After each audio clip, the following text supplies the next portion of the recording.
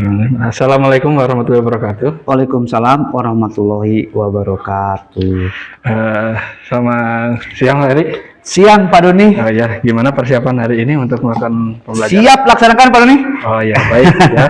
Pak Heri di sini akan melakukan pembelajaran terhadap siswa kelas 12 ya, Pak ya. Iya. Ya, di sini Bapak sebagai guru harus melakukan pembelajaran yang berpihak pada murid dan bisa menyenangkan ya dan sebagainya. RPP ada Pak. Ya, Oh, ada ya. ya, siap. Alat peraga juga udah disiapkan, cuman kita sekarang tidak pakai ya. Ada kendala di peraga gitu, jadi sistem kita pakai buku paket aja Pak. Oh gitu ya. Buku paket. Dan emang kebetulan kemarin anak udah survei ke lapangan gitu ya, jadi materi kita tinggal menyinkronkan aja gitu. Betul ya. Untuk pelajaran KWU-nya mengenai apa Pak materinya? Sekarang itu di posisi wirausaha produk budidaya unggas petelur Pak. Oh iya. Untuk persiapannya sudah lengkap Pak? Sudah lengkap Pak. Oh, ya siap. Ya. Semoga Bapak hari ini untuk melakukan pembelajaran berjalan dengan lancar dan anak-anak bisa paham dengan baik dan amin. bermanfaat bagi di masyarakatnya seperti itu Pak. Siap. Ya udah Pak, selamat Pak. Semoga sukses. Siap Pak.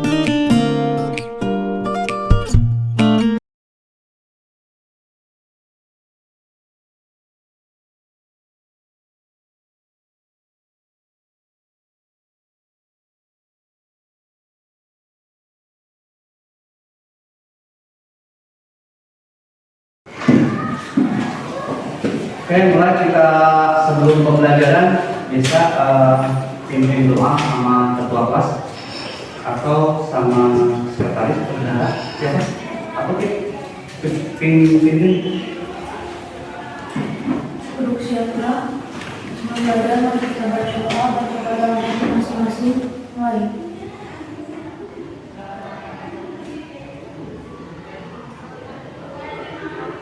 Berdoa selesai. Oke, mulai ya pembelajaran. Assalamualaikum warahmatullahi wabarakatuh.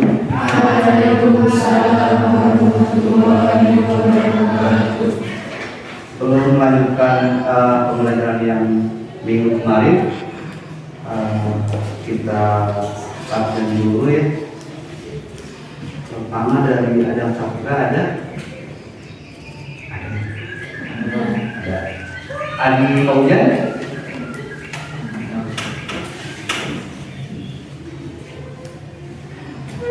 Aprilia Ayah Sugi, jangan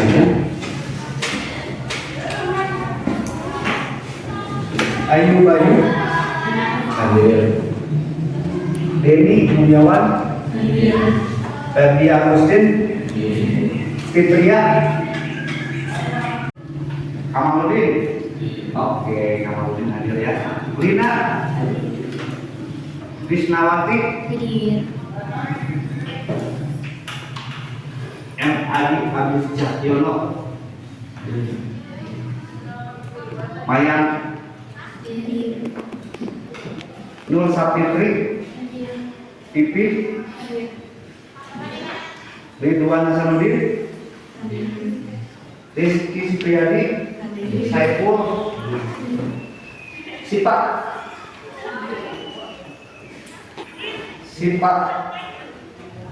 Samira,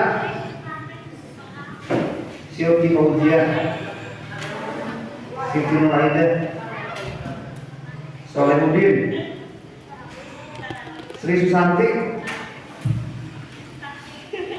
Suteja,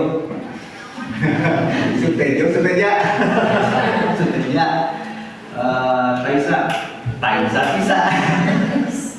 Tisa kenapa? Sakit gigi. Yopi, Yuda. Oke, semuanya ada ya. Alhamdulillah. Oke, kita lanjut ke makom berikut yang kemarin sempat tertunda. Masih di bab 3 kita pembelajaran dulu. Coba ya. Tentang wirausaha produk budidaya unggas petelur. Tujuannya itu menghayati bahwa akal pikiran dan kemampuan manusia dalam berpikir kreatif untuk mengembangkan wilayah unggas, telur, serta keberhasilan wirausaha adalah anugerah Tuhan. Itu tujuannya. Yang keduanya menghayati perilaku jujur. Nah, kalau orang calon pengusaha itu satu hal jujur, terus kerjasama, gotong royong, bertoleransi, disiplin, bertanggung jawab, kreatif dan inovatif dalam melaksanakan wilayah unggas atau guna membangun semangat usaha. Untuk apa semangat usaha? Jadi kalau misalkan calon-calon gitu ya, calon-calon menjadi anak yang menjadi pengusaha itu, di dalam jiwa itu ada perilaku jujur, percaya diri, mandiri, yang tadi sebutannya. Itu salah satu, kalau misalkan di antara mereka semua itu ada satu sama lain yang seperti itu, berarti kalian itu calon pengusaha. Amin dong? Amin. Mau jadi pengusaha? Amin. Oke, kita lanjut berarti ya pembelajarannya. Halaman 88. Di situ ada ketahanan pangan. Ketahanan pangan itu suatu kondisi di mana setiap individu dan rumah tangga memiliki akses secara fisik dan ekonomi terhadap pangan dalam jumlah yang cukup. Misalkan ketahanan pangan ini di daerah itu termasuk daerah pertanian, daerah negara agraris. Kemarin agraris itu apa? Tuh, daerah pertanian. Iya. Jadi kan kalau misalkan kita itu daerah pelosok itu pasti cenderung ketahanan pangannya itu luar biasa. Contoh, kita itu punya sawah, ya kan? Sawah, nggak cuma buat sawah, punya sawah. Terus punya apa lagi? Punya kolam. Ada yang punya kolam mana nggak? Kolam ikan? Bukan kolam renang. Kolam kolam ikan, ketahanan pangan gitu ya. Kolam ikan berarti ada ikan. Ada ikan tuh kolam ikan. Ada gizi, tinggal cecere unggul, gitu kan? Atau nanti tinggal bobo, ayam kemasan tuh, gitu kan? Ayam nanti ayam nilaan tuh. Terus apa lagi? Udah padi, ada kolam, ada hewani. Nah, apa hewani apa? Kambing. Di sini ada yang punya kambing? Nah, hebat ya. Jadi cukup ya mah. Jangan mau kau ini ya. Masalahnya apa? Padi geus boga, terus hewani udah punya, berarti udah punya. Itu kan karena apa? Tanah pangan itu yang besar itu padi aja dulu deh. Padi kita itu udah tercukupi untuk selama 6 sampai 1 tahun, berarti aman untuk dapur rumah tangga kita. 1, 2, faktor hewani juga. Nomor itu juga punya kambing. Terus punya ayam enggak? Ada yang punya ayam? Punya, tuh, ini punya juga ayam. Ya, OM bagus. Wanita yang punya kan di rumahnya ayam. Ayam kampung. Sok telur terang. Kan judulnya kita di sini itu apa? Budidaya unggas itu termasuk apa? Termasuk anak burung. Ya, unggas ayam itu termasuk anak burung perburungan. Burung perburungan itu nampai, anu bertelur nampai karena unggas. Bebek, nabi, iti, ansa. Ayo perempuan nabi. Tahun sih, hayam, nabi, iti, ansa. Itik bebek sama enggak? Itik jeung bebek sama enggak?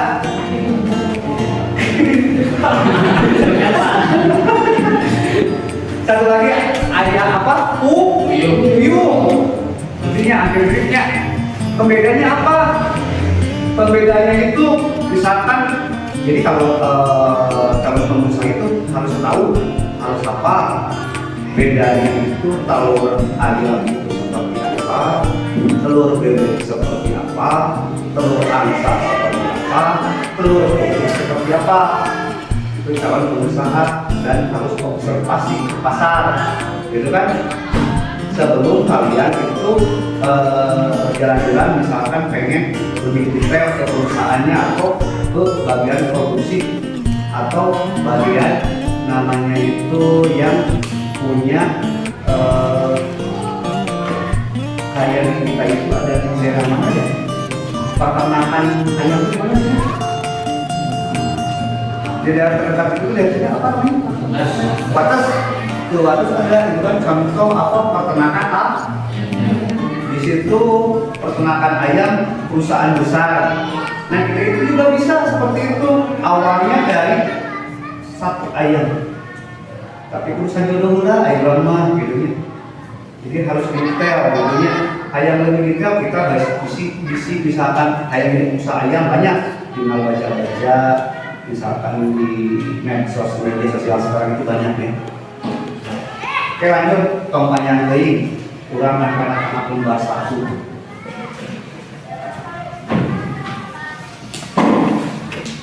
Di sini ada jenis protein namoki hewani lembar 1.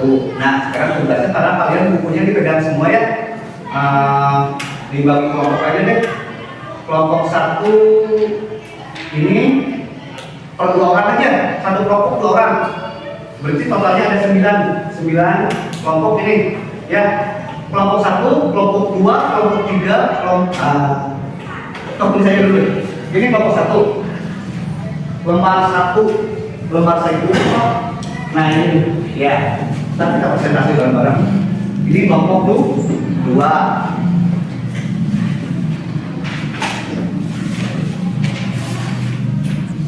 Kelompok 3. Kelompok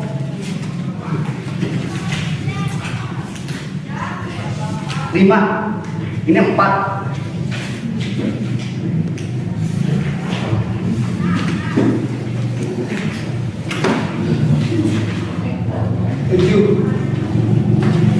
Ini 6. Ya.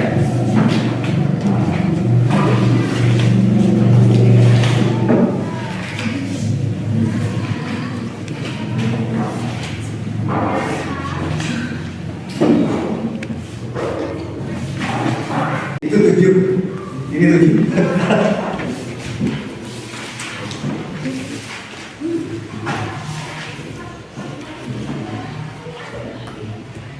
Kelompok 6 belum ya, ini 6 ya.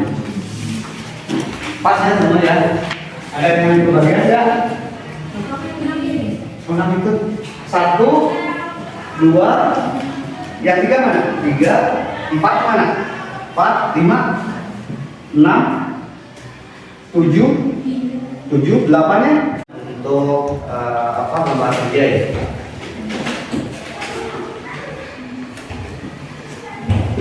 Untuk lembar kerja yang posisi 3 dipegang siapa? Coba ke depan. Ya, presentasinya seperti apa?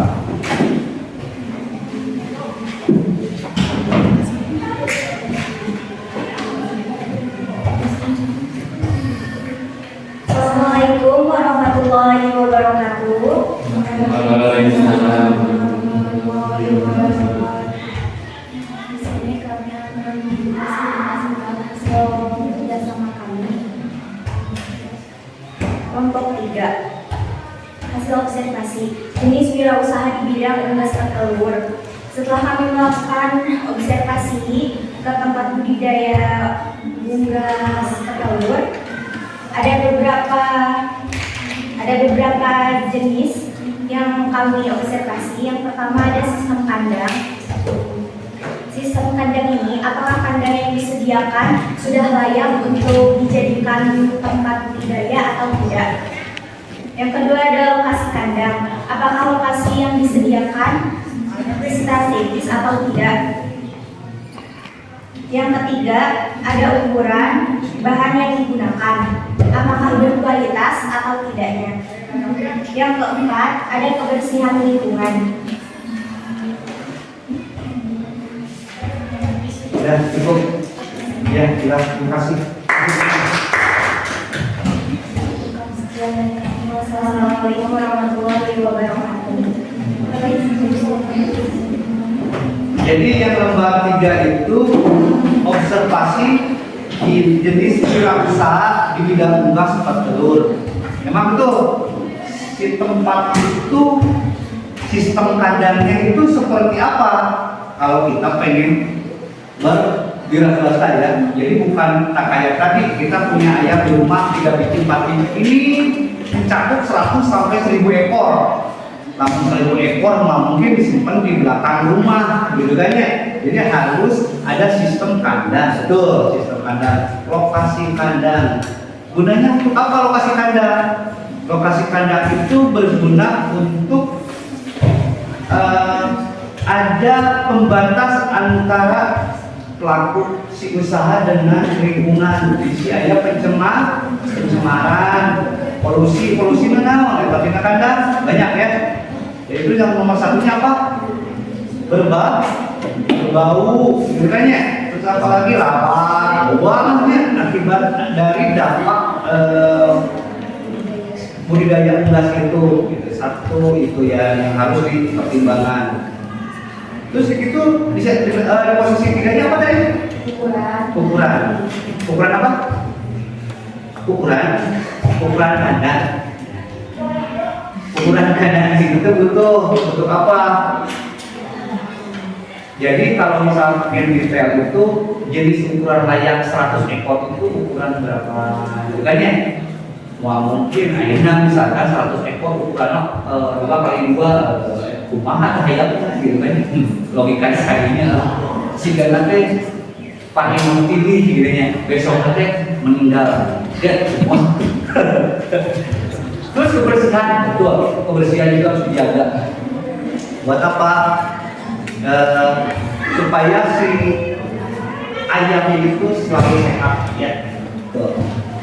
Lanjut di posisi 4 udah jujur, disiplin, mandiri itu, ya. Kalau ayam itu di sekolah itu disiplin itu berangkat pagi jam 7 dari udah nyampe ke sini jam 7 beres tadi kan. Itu disiplin. Jujur itu apa? Jujur tidak kuning kok pada orang tua, gitu kan? Misalkan ada sesuatu yang misalkan berupa nilai uang yang harusnya nyampainya itu dari sekolah 10.000 nyampe ke orang tua jadi 100.000. Nah, berarti bukan jujur ya. Itu ciri-ciri orang yang calon jadi pengusaha, gitu ya. Jujur, disiplin, mandiri. Mandi di sini bukan mandi sendiri karena mereka sudah dewasa, ya. Mandi sendiri bukan. Mandirinya apa?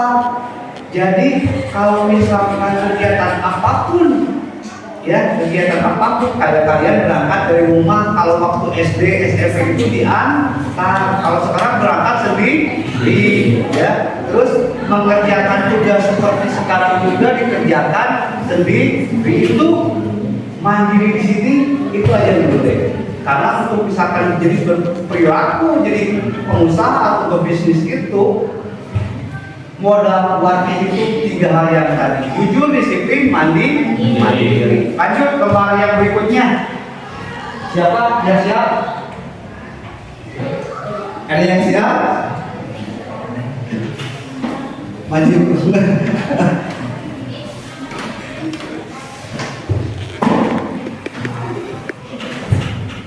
Lembar berapa? Oke, sip.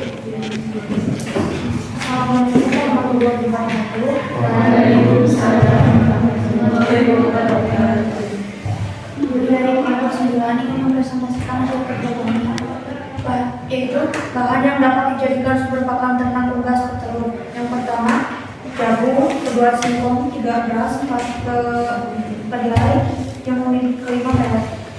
Yang keenam, potato atau centang beras yang dibeli, 7 tepung atau keong, 8 kolak atau limbah gandum, 9 tepung bulan atau tepung yang dibuat dari manusia. Dan ke-10 ada sorghum. Tanaman sorghum mirip dengan tanaman jagung, namun lebih tinggi dan cocok ditanam di tempat yang kering maupun berair.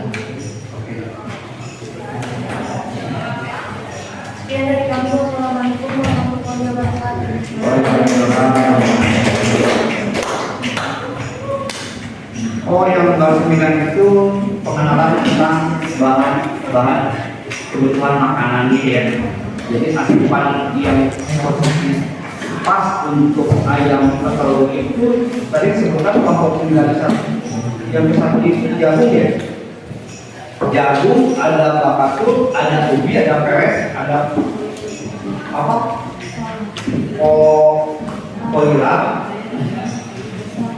polarit, apalagi tepung tulang, sorghum, mungkin kedelai.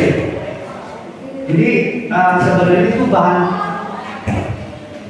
makanan untuk ayam itu ya sebenarnya gitu ya, ada yang sudah jadi, tapi alangkah baiknya kita memahami untuk memangkas biaya operasional untuk bahan baku makanan. Kalau kita bisa bikin sendiri sebenarnya hilang tuh muatan kastis misalkan per kilonya sampai 20-30 ribu misalkan di pasar ya, 1 kilo bahan baku untuk jagung agama kita membuat juga ayam kampung di rumah misalkan kalau baru bicara 100 ekor 2 biji ya lah sampai itu sabar untuk biaya makannya gitu.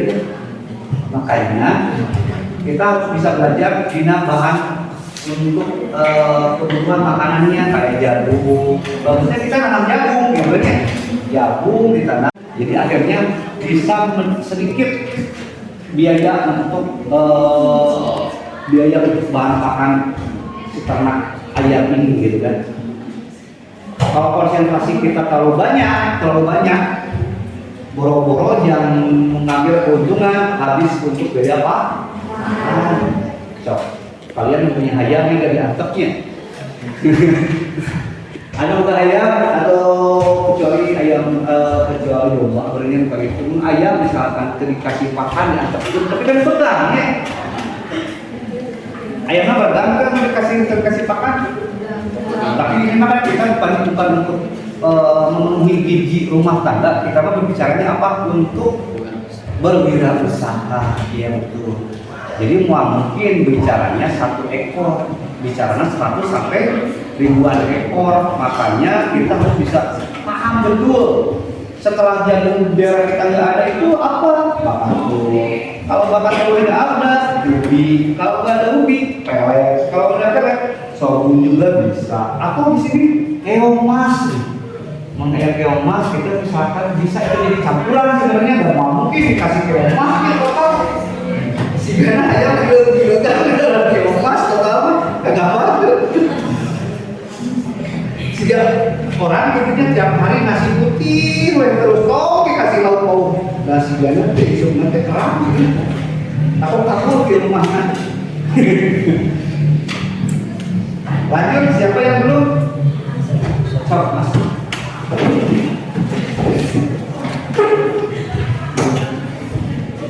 Selama berapa?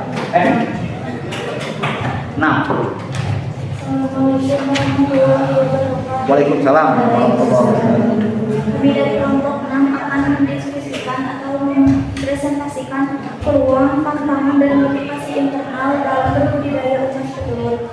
Yang pertama, peluang unggas petelur saat ini cukup bagus, mengingat ayam dan juga telur sudah menjadi makanan yang dikonsumsi masyarakat. Terlebih saat ini banyak olahan makanan yang wajib memakai telur sebagai bahan pembuatan. Kedua, ada tantangan atau kesulitan dalam berbudidaya unggas petelur yaitu saat musim hujan. Kotoran akan menyengat dan mengganggu lingkungan sekitar, harus memiliki lokasi yang jauh dari pemukiman dan membutuhkan tenaga yang besar untuk mengolahnya. Yang ketiga, ada motivasi internal. Motivasi yang dapat dipetik adalah profit yang didapatkan akan melebihi modal jika berhasil dan konsisten. Oke, terima kasih.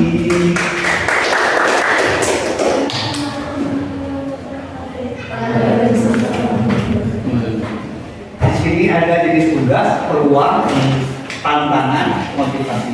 Jenis tugas ayam. Kalau bicara ayam, pasti bicara kebutuhan hampir miripnya tiap hari masyarakat kita itu dibutuhkan ayam itu untuk sarapan pagi pasti ketemu telur itu peluang ya. Nah makanya peluang karena hampir tiap hari masyarakat kita atau lomba-lomba lah atau hitung-hitung nasional kelas kampung sakampung aja lah. Sakampung itu RT itu ada 100, misalkan 100 kakak itu sehari itu butuh 2 telur. Berarti lamun 2 kali 100 berapa? 200. Satu kakak itu satu daerah itu butuh 200 ton kali kali 1 bulan. Udah berapa itu kayaknya? Keluarga besar di telur. Jadi namun jadi kalian minat di usaha pengusaha telur pasti menjanjikan. Kan konsepnya awal tadi harus jujur, harus disiplin, harus mandiri, ditambah kalian harus tahu apa sih namanya itu kandang anu layak itu seperti apa, tempat itu seperti apa, makanan supaya jadi protein tinggi tapi tidak memakan biaya besar seperti apa. Kalau kalian bisa 3 hal itu, otomatis kalian jadi orang kaya namanya di daerah Cirebon. Kayak gitu jadi gitu kan. Jadi misalkan penghasilan kalian dari petelur itu bisa dilihat dari orang yang telah berhasil. Contoh di daerah kita ada kan nih, pokoknya jadi pengusaha lah, jadi tukang pendistribusiannya aja dulu. Biasa dia ngambil barang telur dijual ke masyarakat. Banyaknya di pasar ada, terus ada juga apa yang telur yang pecah gitu yang suka dijual kembali. Lalu dihitung-hitungnya tongsa kecamatan Cekakawai konsumsi makanan untuk telur aja sekitar 100. Itu 100 itu. Kalau kalian punya, misalkan kandang ayam, itu semua kalian kemana? 100 telur itu bisa dengan cuma-cuma kalian jual gitu. Kamu misalkan bisa pangkas biaya produksi, pokoknya yang berhak adalah kalian. Tidak mau gitu ya, tarik belum hiji cara lain ya, belum ayam daging, belum telur itik, itu kayak belum telur lumpur dan bisa diolah. Apalagi kita bagian pengolahannya, donat butuh telur, roti butuh telur, nah nih,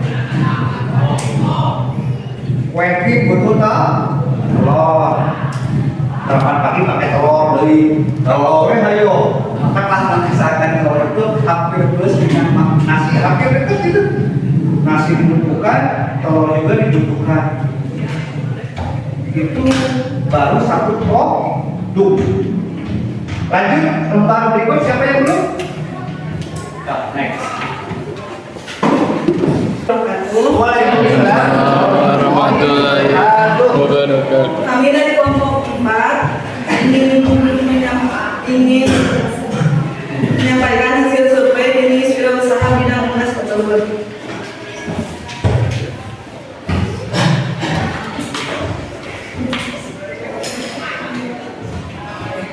Jenis produk unggas petelur, ayam, bebek, puyuh, dan itik. Produk unggas petelur yang paling diminati di daerah ini adalah telur ayam dan telur bebek.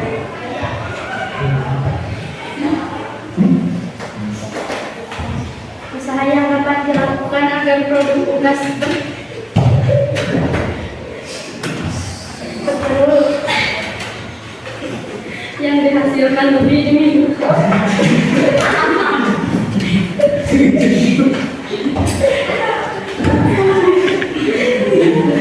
Usaha yang dapat dilakukan agar produk unggas petelur yang dihasilkan lebih diminati oleh konsumen menjadi olahan makanan seperti telur bebek menjadi telur asin, telur ayam menjadi makanan seperti telur ataupun telur yang berkualitas seperti telur tidak retak dan busuk. Sekian, terima kasih. Wassalamualaikum warahmatullahi wabarakatuh.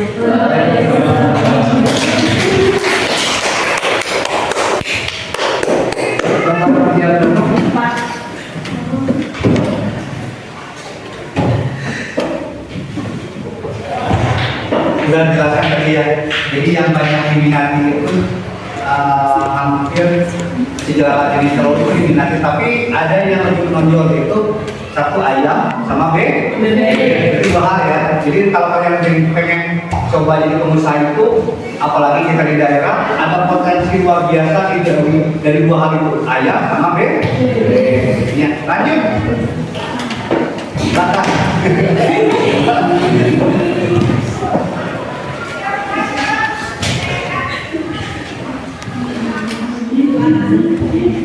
Assalamualaikum warahmatullahi wabarakatuh. Waalaikumsalam. Di sini kami akan mempresentasikan hasil pengamatan kami di kandang ayam. Apa? Sistem kandang kebutuhan utama dalam budidaya ternak unggas berguna untuk menjaga agar unggas dan pemeliharaan tidak pemanenan atau pengumpulan hasil peternakan. Lokasi kandang Desa Sukajembar, Kampung Pasir Caringin, RT 01 RW 01. Ukuran kandang kurang lebih 14 x 14. Bahan yang digunakan untuk dibuat kandang dibuat dari kawat, bambu, atau kayu yang didesain sedemikian rupa. Kebersihan kandang, kandang selalu dibersihkan setiap hari. Sumber air dari air pump yang ada di dekat kandang ayam. Sekian dari kami. Wassalamualaikum warahmatullahi wabarakatuh. Gambar yang berapa?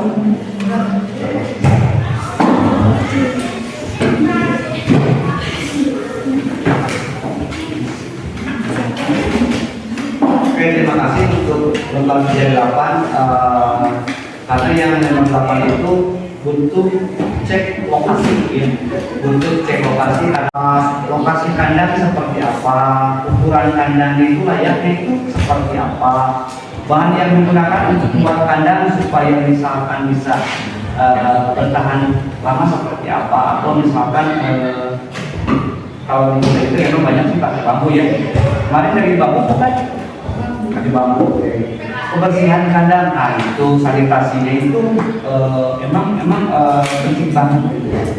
Sumber air di kita itu alhamdulillah ya, walaupun terdampak kayak kemarin kemarau tetap masih ada.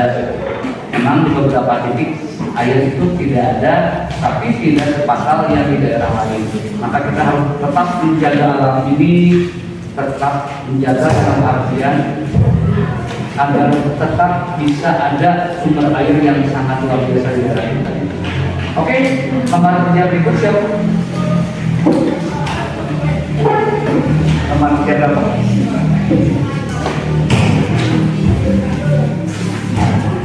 Assalamualaikum warahmatullahi wabarakatuh.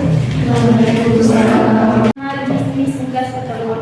Yang pertama ada ayam. Ciri-cirinya mempunyai sayap yang tidak bisa terbang, berkaki dua, berjambul merah. Sebentar. Sayap apa? Bersayap. Terus? Bersayap, berkaki dua, dulu. berjambul merah. Oh yang merah. Itu ayam ya? Lanjut. Yang kedua ada itik.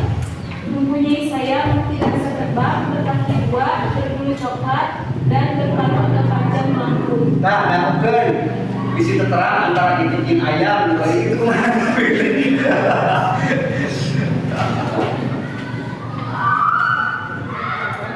Lanjut. Lanjut ya. Yang ketiga ada bebek. Ciri-cirinya mempunyai sayap yang tidak bisa terbang, tidak bisa terbang seperti burung pada umumnya, dan mempunyai kaki yang pendek. 4. Buyuk. Termasuk dalam kelompok burung mempunyai sayap dan bisa terbang, berbulu kecil dan berbulu halus. 5. Angsa. Ciri-cirinya berbadan tinggi dan besar, berbulu warna putih, memiliki leher yang panjang dibandingkan dengan bebek, itik atau ayam. Telur angsa berukuran sangat besar, bahkan bisa mencapai 3 kali ukuran telur ayam. Kalau itik sama apa tadi? Sama bebek? Itik deh. Ada bebek. Nah, perbedaannya apa?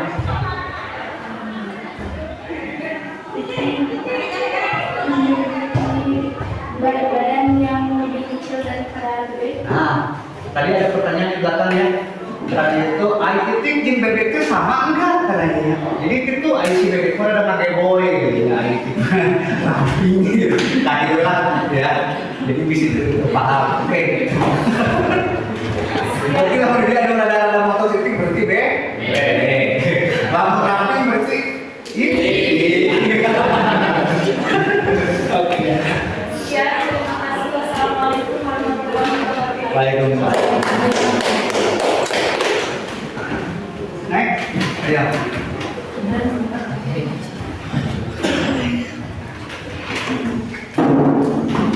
Assalamualaikum warahmatullahi wabarakatuh. Waalaikumsalam. Sebenarnya kami di sini kami akan mempresentasikan tentang kekurangan dan kelebihan protein, jenis protein nabati dan protein hewani. Yang pertama ada jenis protein nabati.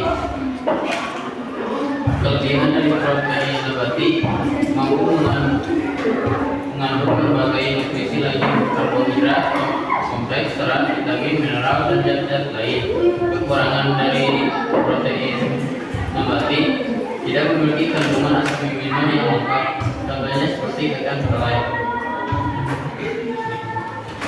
Protein hewani adalah komposisi asam amino esensial yang dibandingkan protein nabati. Kekurangan protein membantu penyakit infeksi pada imunitas tubuh. Contoh tadi Mungkin sekian dari kami. Wassalamualaikum warahmatullahi wabarakatuh.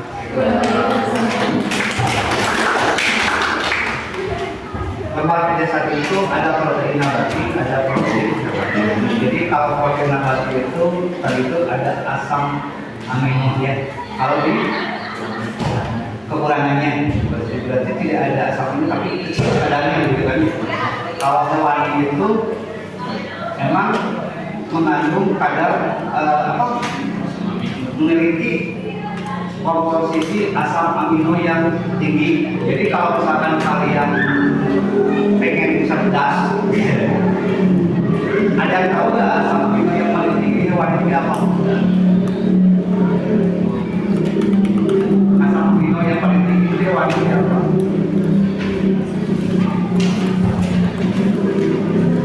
Ada yang tahu nggak? Ikan kalau saya ikan apa? Ikan salmon, salah. Asam amino, ini asam amino apa?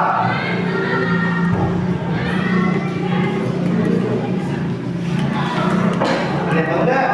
Kalau kita mengandung omega 3 apa di salmon? Kalau yang asam amino paling tinggi itu dia PPS ikut ya. Supaya kalian lebih jelas itu apa? Jadi sesi PRT itu sesi pertemuan minggu depan. Siapa yang belum terpanggil? Jadi contohnya gini loh, kalau nabati itu tidak memiliki gampangnya ya. Kalau misalkan yang hewani itu memiliki asam amino, itunya. Karena di kacang kedelai itu tidak ada. Tetapi ada satu keunggulan atau kekurangan juga di sini. Tapi untuk memperjelas karena kita itu bukan mau memperjelas di sistem ini, tapi untuk mempercayai konsumen. Jadi disikir berkelompok jadi pelaku petani atau pelaku pembisnis dengan telur, tapi itu mau ada kandungan telurnya apa? Sebenarnya memang detailnya bukan kita urusan kita, ulama yang mengenal produksi rumput, udah tahu asam amino itu si telur itu fungsinya buat apa, terus hewaninya buat apa, gitu kan ya. Lebih jelasnya bisa ntar dicari di maklum yang lain sebenarnya. Lanjut, siapa yang belum terpanggil? Oh,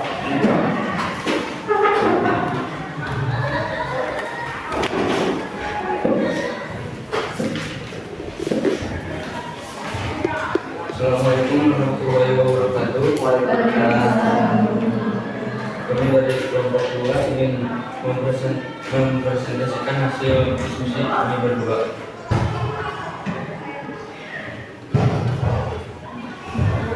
Kami di sini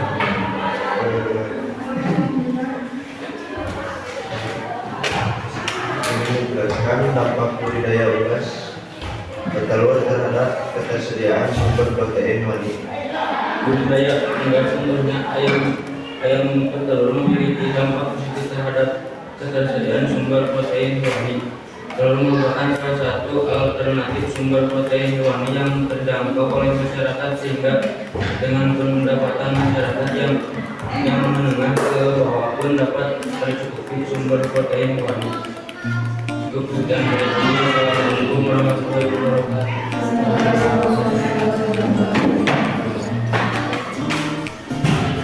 Bisa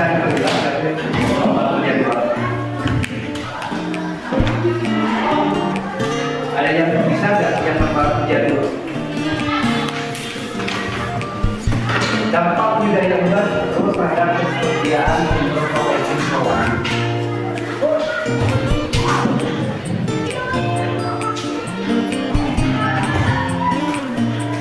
Ada yang pernah sampai? Ada yang bisa?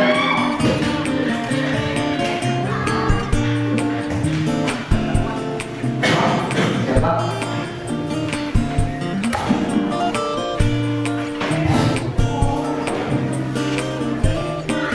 Dampak budidaya unggas terus terhadap ketersediaan sumber protein hewani. Jadi atau supaya jelas, karena kita waktunya dikit lagi ya, habis ini jadi dua hal tadi ya. Kalian bisa menelusuri kandungan asam amino yang itu di atas. Terakhir lembaran dia 2 itu sudah dijelaskan. Jadi posisi berikut pembukaan kita itu di depan ke lembaran dia 2 dan apa? Mau menambahkan? Enggak. Sama kandungan asam amino yang banyak di hewan. Ya. Oke, sekian. Ada pertanyaan? Ada yang tidak paham? 1 sampai 9 itu judulnya itu untuk ayam petelur. Jadi yang kita punya konsentrasinya kayaknya udah ayam mulai belalang untuk karena angka, karena insting, dan kita mah kalau belajarkan gini ayam petelur. Kalau kita beneran gitu itu ada tempatnya juga. Kita suatu saat kita jalan-jalan, ulang mengenali pabriknya ayam petelur, gitu ya. Ayam petelur itu seperti apa? Terus apa dia itu untuk pejantan, gitu kan pertanyaannya? Ayam petelur untuk pejantan nggak? Paling ayam biasa malam dia bergerak untuk ayam sejaluan otomatis ke bertelur. Sok iya ayam begitu ayam butuh latihan tuh gitu kan. Nah dalam pelajari kita di lokasi yang sama, jadi kalian bisa kalau misalkan jalannya ke lokasi itu, wah tanya udah halnya gitu. Orang mereka apapun yang tidak tahu kita tanyakan, dari ukuran, dari tempat, dari sanitasi, dari makanan, gitu ya. Karena dia juga pasti berbagi dengan kita ya. Tidak ada pertanyaan? Kalau tidak ada pertanyaan kita tutup. Dan ini pertanyaan saudara. Sekian, terima kasih. Wassalamualaikum warahmatullahi wabarakatuh.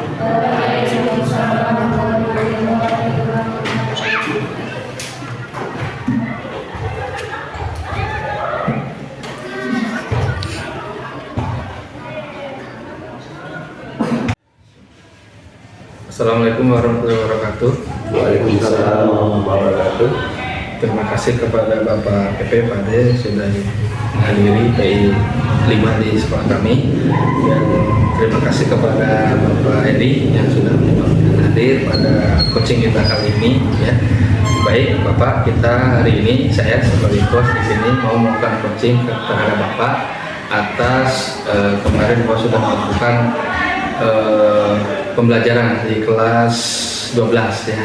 Nah Bapak, saya ingin menanyakan kemarin Bapak waktu kewirausahaan itu membahas tentang apa Pak? Oke, Pak Doni, pertama-tama saya ucapkan terima kasih atas waktunya. Kemarin Pak juga sempat kemarin tujuan kita pembelajaran itu Pak untuk menghayati jujur, disiplin, terutama membangun anak didik supaya bisa berwirausaha gitu. Kendalanya itu kemarin itu terutama waktu di bagian berpisah di kelompok itu ada beberapa anak yang memang kurang minat ataupun kurang begitu memahami apa yang disampaikan saya, atau emang karakter dia itu yang belum siap atau tidak memahami yang disampaikan materi oleh saya. Karena Pak, dari awal bab pertama itu kan pembahasan kita itu unggas itu mengenal itu dari awal sampai akhir itu udah dijelaskan gitu Pak ya. Tapi kenyataannya ada berbagian orang atau mungkin dia itu tidak sekolah yang tidak tahu jenis beras untuk kelompok tertentu pada saat itu ya. Tapi untuk beberapa kelompok alhamdulillah kita memahami. Kendalanya seperti itu Pak dari kelompoknya. Pelan-pelan mulai pembelajaran. Nah, ini saya menilai juga kemarin mengenai pembelajaran Bapak untuk kegiatannya ya. Ada beberapa aspek yang saya nilai, yang di sini ada 11. Yang pertama kegiatan pembukaan ya. Bapak sudah menyampaikan itu dengan baik dan jelas. Terus yang kedua, mengaitkan materi dan tujuan pembelajarannya juga bagus. Jadi Bapak mengaitkan materi sebelumnya dengan materi yang Bapak ajarkan sudah baik korelasinya. Terus pengelolaan kelas dan mengelompokkan kelas ya. Tadi Bapak sudah baik ya untuk melaksanakannya ya. Diskusi Bapak berjalan lancar. Tapi yang tadi dikasih Pak itu dan masih siswa kelompok yang tidak ikut aktif gitu ya dalam diskusi tersebut. Terus yang Bapaknya menyajikan kegiatan yang mendorong peserta didik untuk terampil mengkomunikasikan hasil secara lisan dan tertulis ya. Bapak sudah aktif ikut di situ dengan baik agar siswa tidak pasif, tapi ya tetap saja Pak ya masih ada anak yang susah gitu. Terus menunjukkan keterampilan dalam memanfaatkan sumber belajar ya. Bapak sudah bagus di mana anak bisa memanfaatkan modul pembelajaran ya, modul paket pembelajaran buku itu. Selain daripada itu Bapak juga mendorong anak untuk bisa mencari dari sumber lainnya Pak ya, dari internet itu. Terus menunjukkan keterampilan dan penggunaan media pembelajaran ya, di mana di situ Bapak sudah bagus menggunakan komputer dan infokusnya Pak ya sudah baik. Terus melibatkan peserta didik dalam pemanfaatan sumber belajar ya. Di situ Bapak berusaha mendorong siswa untuk aktif di dalam membaca atau menggali informasi mengenai tugas ya. Terus menunjukkan hubungan pribadi yang kondusif ya gitu. Jadi Bapak di situ mencoba hadir ya di siswa, hadir mindfulness dan serta sudah aktif komunikatif dengan siswa, menanyakan keadaan dan pengalaman mereka dalam budidaya emas tersebut. Terus menggunakan bahasa lisan secara jelas dan lancar. Sudah bagus Pak penyampaian Bapak materi, dan saya lihat itu sudah anak bisa memahami dengan baik. Kalau mungkin ada di situ penggunaan bahasa Indonesia yang baik dan dengan tadi bahasa. Maaf sebentar ya Pak. Ya. Masalahnya itu kan ada beberapa yang tidak memahami gitu ya kemarin. Saya itu agak bingung nih, harus seperti metode apa yang diberikan pada anak itu supaya dia itu memahami gitu ya. Karena beberapa hal kita udah metode secara visual dan dalam peraga pun udah kita sampaikan gitu. Tapi memang ini tetap mungkin ada mungkin dari penjelasan dari Bapak gitu ya. Alhamdulillah Pak, mungkin aku ditambah baik sama Bapak ya. Aku merasa mungkin aku kurang masih ada masalah di sini gitu ya. Ada masalah pemecahannya untuk kelompok itu Bapak gimana nih Pak? Punya ada jawaban supaya yang dua atau satu kelompok itu bisa memahami gitu kan, supaya dia itu aktif sama yang lain juga gitu ya. Menurut Bapak, anak-anak itu yang selama Bapak paham selama pembelajaran, Bapak sudah bertanya belum kepada temannya, dekatnya atau orang tuanya permasalahan kenapa kok anak ini susah gitu? Sudah belum? Iya betul Pak. Oh betul Pak ya. Emang ada beberapa siswa yang emang sudah saya emang secara individu gitu ya, secara individu udah tanya orang tuanya posisi di mana, walaupun saya bukan kesiswaan tapi sempat berbicara, cuman emang belum nih kelompok itu mungkin bisa diterapkan Pak ya untuk yang kelompok yang khusus yang kurang begitu mungkin kurang minat gitu ya, atau tidak sama dengan kelompok yang lain gitu ya.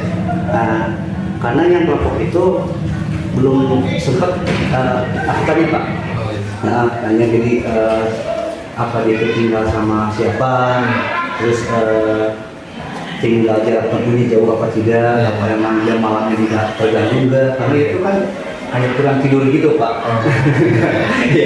Iya Pak. Sejauh Pak, mudah-mudahan untuk berikutnya saya akan coba teknik yang barusan dulu Pak. Ya. Terus yang itu Pak, untuk kunjungan ke suatu saat ke mana, ke pabrik, bisa minta bantu ke yang lain Pak, ke tim yang lain gitu. Nah, kira-kira siapa saja Pak yang mau Bapak libatkan untuk kunjungan nanti ke pabrik itu? Pabrik itu sebenarnya khusus untuk kelas 12 saja Pak, kelas 12 karena kita untuk kelas 11 sama kelas 10 tidak mungkin ya. Ya itu kan PKL juga ya. Kalau kelas 12 itu di posisi yang itu di kurikulum Pak, kurikulum terlibat, izin dari kepala sekolah juga. Saya minta bantuannya Pak posisi itu untuk supaya ada minat usaha gitu ya. Jadi kalau misalkan kelihatan itu kan mungkin terdorong anak itu. Jadi jangan lihat kecilnya, tapi kan udah lihat pabrik itu mungkin dia juga ada minat dia support untuk dia berbisnis kalau jadi pengusaha gitu ya Pak. Jadi memang baru bantuan dari lokasi kurikulum dan produktif yang baik. Betul Pak, gitu. Nah, menurut Bapak tadi kan dalam pembelajaran masih ada anak yang tidak kelompok itu tuh khusus itu. Itu dari skala berapa Pak menilainya gitu kira-kira? Untuk sekarang keaktifan belajar mereka gitu. Sekitar 40 Pak. 40 ya. Sudah ini ya. Sudah apa namanya? Ya dikira memprihatinkan juga nggak, tapi yang memprihatinkan gitu. Ya, tapi mungkin tadi juga Pak, mungkin itu sekarang itu kan wabah dari HP itu kan banyak yang mainin sampai jam malam ya Pak. Oh iya. Jadi mungkin saya akan telusuri dia itu jam waktu malam itu keganggu nggak? Jadi suatu saat saya akan mencari dari dia seorang yang lain alhamdulillah udah ketahuan ada yang akibat dari game sampai main jam 12 malam, jam 2 akibatnya konsentrasi belajar dia juga berkurang. Juga akibat dari permainan ini itu apa dia juga emang tinggalnya sendiri apa kos gitu kan? Tapi dari situ alhamdulillah ketahuan yang di luar kelompok itu udah ketahuan. Jadi anak itu emang yang biasanya jam malam terganggu itu akibatnya seperti itu Pak. Tapi kalau misalkan dia terganggu, kalau mama aja minimal dia memperhatikan terus kita dorong alhamdulillah memahami gitu ya. Tapi satu sisi kalau misalkan dia jam malam terganggu, konsentrasi terganggu, apalagi ada masalah orang tuanya, kasus pencarian kita juga banyak Pak. Jadi akhirnya itu apa ya, berpengaruh juga Pak gitu ya. Eksternal Pak ya. Betul Pak ya. Nah harapan Bapak nih untuk anak-anak yang memang tidak aktif dalam belajar, bagaimana Pak harapannya? Harapan Bapak itu bagaimana? Harapan untuk anak yang tidak itu keinginannya seperti apa nanti kedepannya anak itu keinginan sih pengen seperti yang lain juga Pak. Gitu. Pasti harapan semua orang seperti itu. Makanya alhamdulillah dengan adanya anak seperti pandemi sekarang gitu ya, saya bisa mencurahkan apa yang harus dilakukan. Dulu kan kita mungkin harus bicara sama siapa Pak, gitu. Kalau dengan adanya pandemi sekarang bicara seperti itu, kita menyarankan anak itu harus seperti apa gitu kan. Kalau dulu kan sendiri Pak, satu ngomong sama yang lain juga mungkin takutnya kita salah. Kalau sekarang kan kalau ini alhamdulillah ya bisa barengan atau misalkan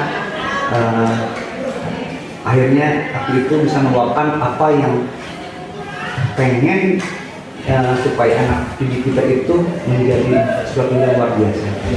Melakukan kalau sekarang itu disiplin, jujuran, apalagi kalau di berusaha kan, kalau mau kalau lain juga bukan kurang tahu ya, jadi beda mungkin ya penerapan kita itu kan disiplin, jujur, dia itu bermental baja gitu ya, itu kan salah satu kewirausahaan gitu. Harapannya itu aja, jadi supaya anak itu bisa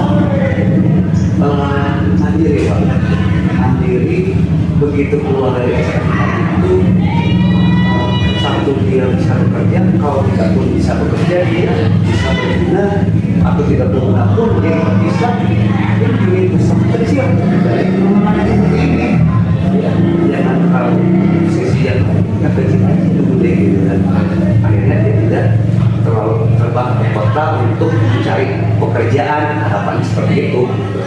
Jadi bikin besar di daerah pun potensinya luar biasa. Ya. Untuk ini nih Pak, hambatannya ketika Bapak melaksanakan pembelajarannya tadi, hambatannya apa Pak dari diri siswa itu? Banyak Pak. Hanya kalau satu dua yang utama itu. Pertama tadi itu ya, yang awal semester awal itu konsentrasi disiplinnya hilang. Itu udah makanan tiap hari kita ya di sini itu supaya anak bisa masuk pagi aja susah banget gitu kan di sini gitu kan. Dibikin konsentrasi seperti itu diselusuri dari individu bersebat. Jadi saya itu memang berdua dari itu. Memang ada yang kurang ternyata harus dari hati ke hati ke anak itu seorang dipanggil ya, tapi jangan dibawa umum gitu. Tertutup lah gitu kan. Jadi kita memahami anak itu harus seperti apa gitu kan. Jadi akhirnya kendali lah gitu kan. Terus masalahnya apalagi tambah dengan sistem alhamdulillah sekarang ponsel udah diamankan. Jadi kan kalau dulu kan ponsel itu dibiarkan. Nah, sekarang udah diamankan, mulai terkondisikan gitu Pak ya. Beda sama dulu ya. Dengan HP disimpan, tapi bukan yang masuk itu dia disimpan, pulang diambil gitu kan. Kalau misalkan ada di ruangan tersebut kena sanksi, alhamdulillah minimal anak itu tidak terpecah konsentrasinya gitu kan, karena teknik pembelajaran juga kita enjoy gitu, jadi juga fokus muter-muter HP gitu. Ya kadang mengganggu Pak. Iya mengganggu di jam pembelajaran, emang mengganggu banget. Kecuali emang kita juga butuh HP itu, di saat dibutuh kita juga diambil ke saat pembelajaran khusus lah misalkan ya, kita juga kalau misalkan kita usaha juga ada misalkan materi apa yang dibutuhkan, HP-nya diambil saat diambil dipulangkan. Nah dari pernyataan Bapak tadi, apa Pak yang perlu ditingkatkan untuk anak bisa lebih aktif dalam pembelajaran yang memang mungkin kurang aktif nih masih ya. Nah dari segi apanya Pak? Apa dari segi karakternya? Apa dia dari segi literasinya? Atau dari segi apanya Pak yang lebih? Kalau bicara kelas 12 ya, bukan kelas 10 ya, kelas 12 ya, pertama kan yang akhir yang ditingkatkan sekarang itu ada dulu Pak, ada kejujuran disiplin aja, karena bakal dia saat nanti keluar dari mapol ini ya. Kalau misalkan di kelas 10 ya kita, kalau 12 kita di situ, karena dia menuju ada yang masuk fakultas, ada yang menuju dia itu berbau sama masyarakat. Kalau tiga hal itu kita tingkatkan, mungkin dia jadi bekal yang luar biasa di anak-anakku seperti itu di sini. Jadi dari situasi yang berhadapi, berarti dari adab dulu Pak ya. Terus ada alternatif lain tidak Pak dari memang yang harus ditingkatkan itu, ada atau dari segi apanya Pak? apa dari segi gurunya, pembelajaran seperti apa? Ada tidak alternatif dari segi? Kalau alternatif di kita itu mungkin kalau di pembelajaran apa ya Pak? Iya. Kalau pembelajaran lain kan di dunia pembelajaran aku misalkan alat peraga maksudnya gimana Pak? Alat peraga. Iya. Oh iya, jadi itu kepada sarana prasarana. Dengan karena kita juga pengen mungkin sedikit terang gitu Pak ya. Iya. Karena apa? Ya itu kan pendidikan juga ya Pak ya. Iya. Pendidikan juga. Harapannya memang pelajarannya misalkan jadi kita tidak nanggung gitu memberikan materi ke anak itu kan. Iya. Jadi apalagi kita itu SMK gitu kan. Iya. SMK itu memang mendekati kejuruan itu kemauan industri, kemauan perusahaan. Jadi mau perusahaan itu seperti ini, jadi kita juga jurusan itu mendekati kemauan perusahaan gitu kan. Iya. Gitu. Karena emang dampak tangan kurang kan. Oh, iya.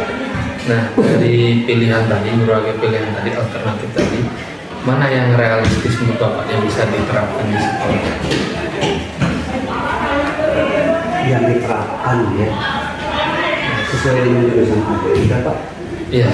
Jurusan kita itu untuk diterapkan itu di pengolahan untuk ke depan di jurusan itu tambah hal yang pengen. Dengan satu jurusan. Kalau pengolahan itu kan kita itu ya alhamdulillah hasil alam kita di sini itu banyak. Cuman potensinya kan kurang. Makanya kalau misalkan mungkin kalau jurusan nama juga ada potensi yang lain juga. Ya. Karena pengolahan itu luar biasa. Tapi satu sisi orang yang mengolahnya juga di kita itu kurang gitu kan. Contoh kita kan punya unit usaha ya Pak ya. Alhamdulillah kita punya unit usaha. Bahan bakunya bukan bahan baku dari alam sekitar. Gitu kan.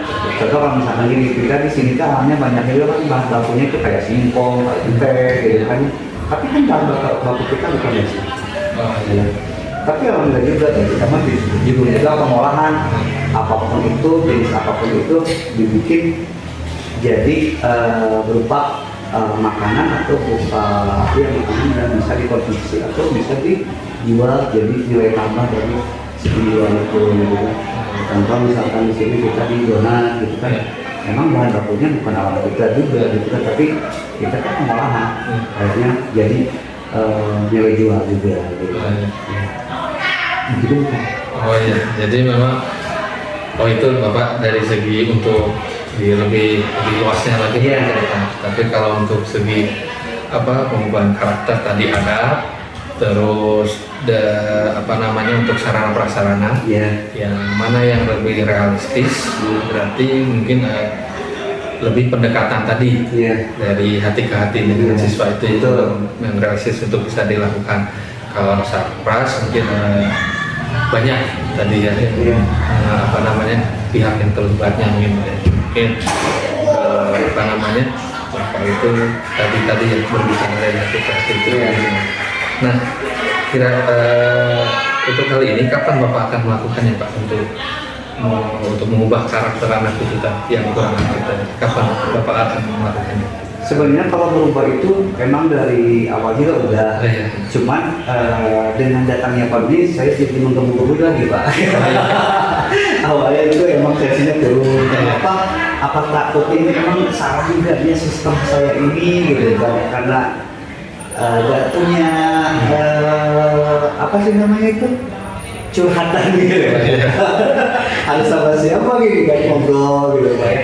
Tapi dengan adanya seperti ini, alhamdulillah Pak, dari ada penyemangat lagi gitu, untuk terutama untuk aku ya Pak, dari pengajaran itu emang. Tapi dampak dari tadi itu, begitu individunya kita gali, ada perubahan. Mungkin itu yang akan ditingkatkan, lebih ditingkatkan karena udah dijalankan. Iya, udah dijalankan, tinggal penguatan lagi. Penguatan lagi, contohnya dengan beberapa kelompok yang tidak begitu aktif gitu, itu kan kita merasa bukan dibedakan ya, mungkin aku juga mulai turun tensi untuk menanyakan anak. Tapi dengan pergi itu ya alhamdulillah ya, mungkin dari besok itu udah dimulai Pak. Oh iya, siap. Terima kasih. Terus untuk tingkat keberhasilan nih, Iya. strategi Bapak yang akan lakukan besok sudah mulai. Itu bagaimana Pak untuk tingkat keberhasilannya? Apakah Bapak yakin akan berjalan dengan lancar? Kalau lihat seperti itu lihat dari sisa anak itu keberhasilannya betul berhasil. Ya. Karena apa, anak juga tumbuh untuk dia itu kepercayaan dirinya muncul. Ya. Muncul percaya diri, muncul dia disiplin, gitu kan? Karena dia itu udah meluapkan semua permasalahan dia. Gitu. Jadi dia itu ketika itu menganggap orang tua juga. Oh iya. Jadi kan akhirnya dia itu pengen melihatkan ketika dia ke orang tuanya, bahwa dia itu baik. Gitu. Untuk sementara yang saya pernah lakukan seperti itu. Tapi emang ada juga sih yang emang metodenya bukan seperti itu juga ada ceritanya, karena mungkin kasusnya beda. Kasusnya beda. Tapi hampir beberapa persen memang perlakuan seperti itu jadi luar biasa. Ada peningkatan yang awalnya orangnya memang bandel gitu kan, susah diatur gitu kan, mulai apa namanya, ada perubahan gitu. Walaupun di segi pembelajaran nggak seperti yang lain, tapi ada perubahan di jam masuk gitu. Awalnya di situ jam masuknya itu pagi, perubahannya dari situ. Memang prosesnya panjang, tapi alhamdulillah ada lebih. Terus siapa saja nih untuk strategi Bapak yang akan Bapak laksanakan, siapa saja Pak yang akan terlibat dalam? Kalau ini harus semua, Semua ya terlibat. Jadi semua yang ada di sekolah kita itu harus terlibat semua, karena mendisiplinkan anak dari satu orang. Dari kurikulum, dari sekolah, dari kesiswaan harus terlibat semua kalau misalkan mendisiplinkan. Jadi semua warga sekolah terlibat untuk bisa apa itu membimbing anak tersebut ya, agar dia itu apa namanya karakternya atau keaktifan belajar itu lebih baik. Iya.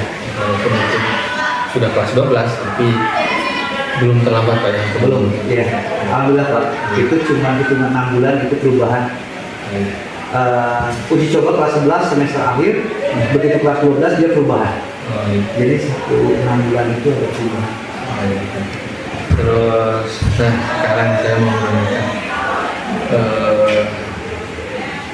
bagaimana kesimpulan kita hari ini Pak pada kucing lain pasca observasi ini? Kesimpulannya aku agak tenang sekarang Pak.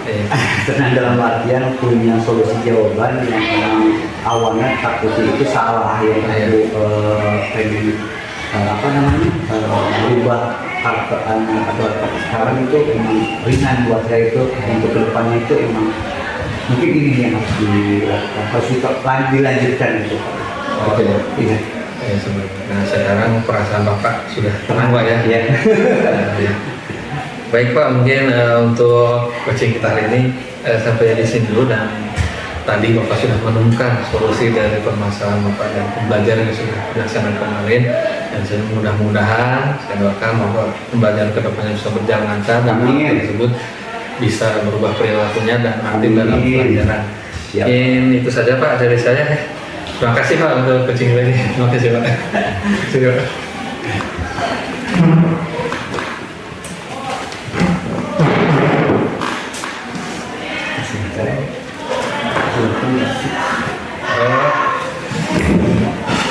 Baik, Pak Adit, mungkin dari coaching yang sudah saya lakukan, apa yang memang kekurangannya Pak? Baik, terima kasih. Assalamualaikum warahmatullahi wabarakatuh. Mungkin pada sesi ini saya memberikan sedikit umpan balik terhadap kegiatan pelaksanaan pasca observasi yang akan dilaksanakan oleh Pak Heri bersama Pak Heri. Alhamdulillah, pertama saya ingin mengucapkan terima kasih kepada Pak Heri yang telah bersedia untuk melakukan kegiatan mulai dari praobservasi dan bimbingan pembuatan RPP, terus kemudian telah melaksanakan kegiatan praobservasi dan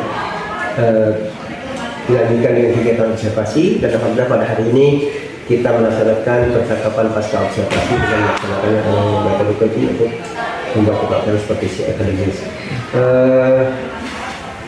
Mudah-mudahan kegiatan ini bisa bermanfaat bagi Pak Heri, bisa meningkatkan kompetensi Pak Heri dalam melaksanakan kegiatan pembelajaran yang lebih berpihak pada murid, dan bisa mengembangkan potensi Pak Heri dalam pengembangan potensi murid sendiri.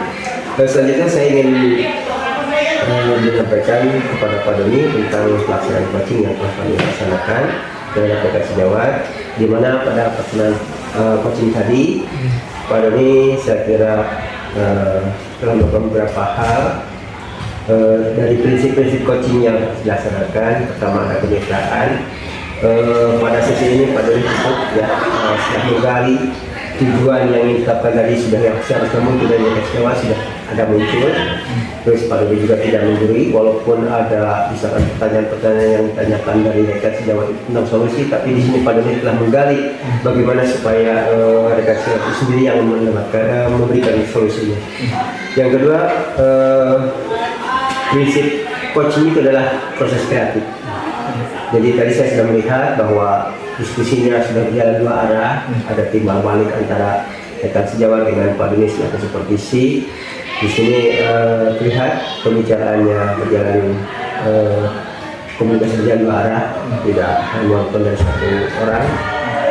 Terus Pak Doni juga mendengarkan keluhan-keluhan apa yang disampaikan oleh coaching tadi ya, dan merangkum tadi hal-hal yang telah disampaikan oleh rekan Sejawat Pak Doni yaitu Pak Heri. Yang ketiga, Pak Doni juga dari proses kreatif ini telah melakukan pertanyaan yang merupakan pertanyaan yang dapat menggali wawasan daripada rekan ya. Dan yang terakhir, pada prinsip memaksimalkan potensi, Pak Doni juga melakukan percakapan yang menghasilkan tindak lanjut. Yang paling penting itu. Jadi setiap ada permasalahan yang dialami oleh rekan kita, setelah melakukan coaching harus ada tindak lanjutnya. Nah, di sini tadi sudah muncul percakapan yang menghasilkan tindak lanjut. Yang ketiga, yang kedua dari maksimalkan potensi itu, tindak lanjut yang akan dilaksanakan itu dimulai dari rekan Sejawat juga. Yaitu memastikan bahwa tindak lanjut tersebut akan dilaksanakan dengan waktu yang pasti, tidak hanya mengulang. Dan yang keempat, dari memaksimalkan potensi itu tadi sudah ditutup dengan kesimpulan yang akan dilaksanakan oleh rekan Sejawat terhadap pelaksanaan coaching ini. Mungkin itu saja. Alhamdulillah secara keseluruhan pelaksanaan coaching ini sudah berjalan dengan baik. Saya ucapkan terima kasih baik pada Pak Heri selaku rekan Sejawat juga pada Pak Doni baik pelaksanaan coaching. Mungkin itu saja dari yang saya dapat sampaikan. Sekali lagi saya ucapkan terima kasih. Assalamualaikum warahmatullahi wabarakatuh. Waalaikumsalam warahmatullahi wabarakatuh. Terima kasih kepada Bapak PP tadi sudah mengevaluasi dari kegiatan coaching dengan rekan Sejawat. Terima kasih Pak masukannya. Semoga kedepannya untuk pembelajaran dan untuk melakukan kegiatan coaching ini bisa berjalan dengan lancar dan bisa menggali potensi yang ada di sekolah sehingga bisa untuk kemajuan sekolah di SMK di KBN. Terima kasih Pak. Mungkin itu saja dari saya. Saya tutup. Wabillahi taufiq wal hidayah. Wassalamualaikum warahmatullahi wabarakatuh. Waalaikumsalam warahmatullahi wabarakatuh.